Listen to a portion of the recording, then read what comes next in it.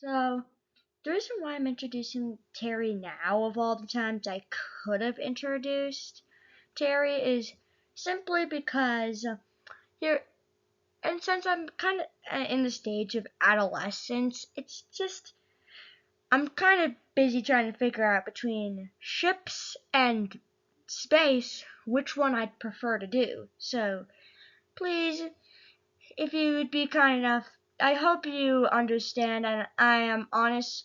Also, as for the upload dates, I'm hoping to get uploading soon, and again, I'm not promising anything, but I do apologize for the inconvenience. And thank you for being kind and understanding.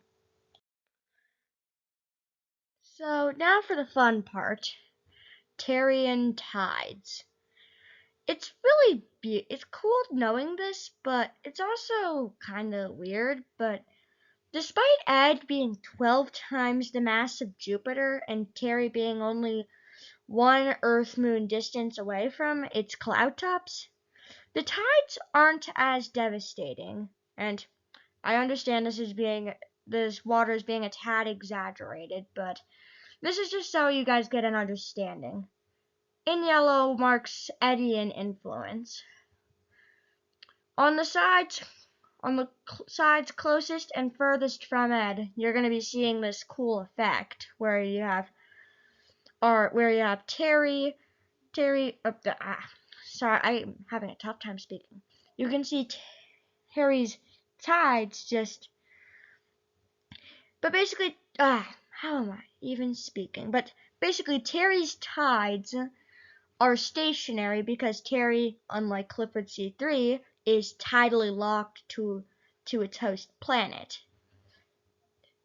Also, this is not a real moon, so for those, and just look in the description. So I don't want to be seeing any of you comment about is this real or not. Go take a look at the description, and thank you. Terry's tides are just barely these tides are pretty awkward or weird, if I should be saying correctly. Unlike our moon, which pulls in on what's it called again? Oh yeah, it pulls on the oceans and the planet itself. This is the equivalent of having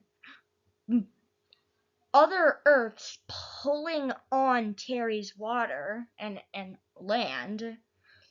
So and comment in the description what I should call the land on Terry, because I know calling it the Earth would just be dumb.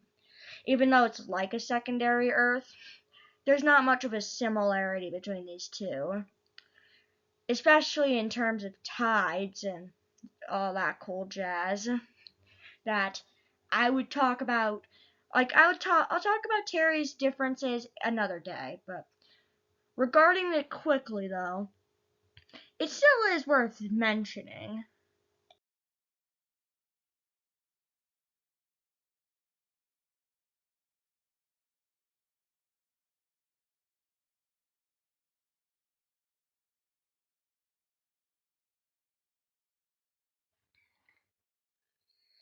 Ruby is another moon in the Edian system about the same size as Terry. Again, like I mentioned last time, this world would have a lot of complications for itself. So, yeah, I'm honestly not sure, but basically, it would be like another Earth pulling on the tides depending on wherever it's at.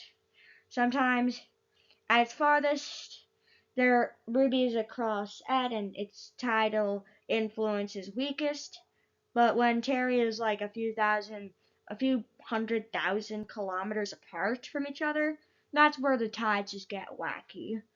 And yeah, expect rogue waves during these times.